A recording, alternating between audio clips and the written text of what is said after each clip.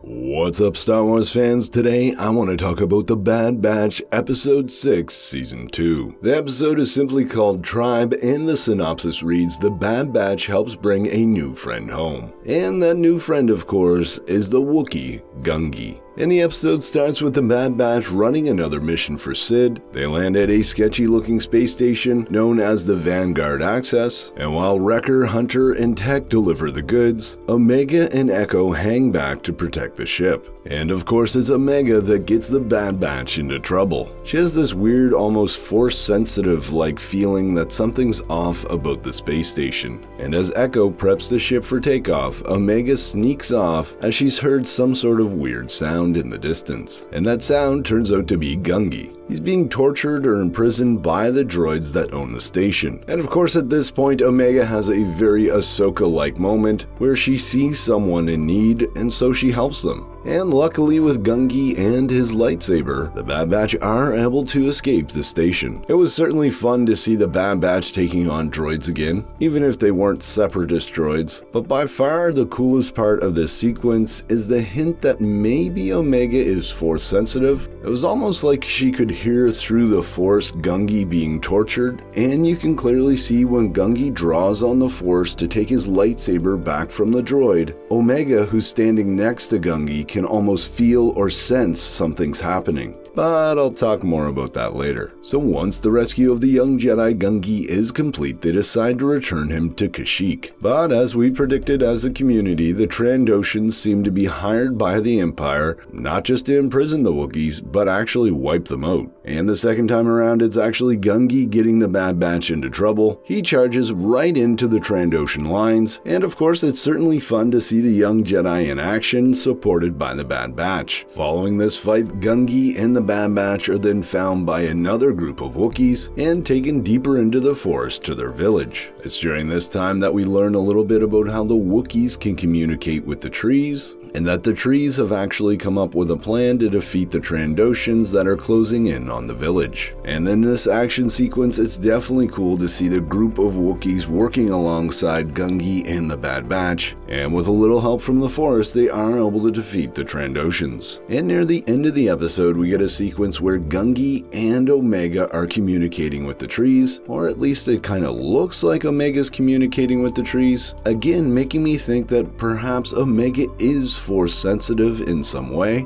These hints that Omega might be Force-sensitive were probably my favorite parts of the episode. I also love the connection to those traditional Star Wars themes, such as the conflict between industry and nature, something we see a lot of in Return of the Jedi, while in this episode we have the very natural Wookiees in conflict with the Trandoshans and their tanks, the technology, and of course the other Star Wars theme here, the importance of family. I just have a feeling that now that Gungi is back on Kashyyyk with a tribe of Wookiees, his newfound family, that is probably the absolute safest place that he can be, deep in that forest with his newfound family. Otherwise, I thought the big letdown of the episode is we didn't learn anything about Gungi and his Order 66 moment. It would have been really interesting to know who his master was, if they survived, and how Gungi himself survived. But hey, maybe we'll learn more about that in the future. That said, that's all the time I got for my review today. So remember, as always, I'm Mike, and the Force will be with you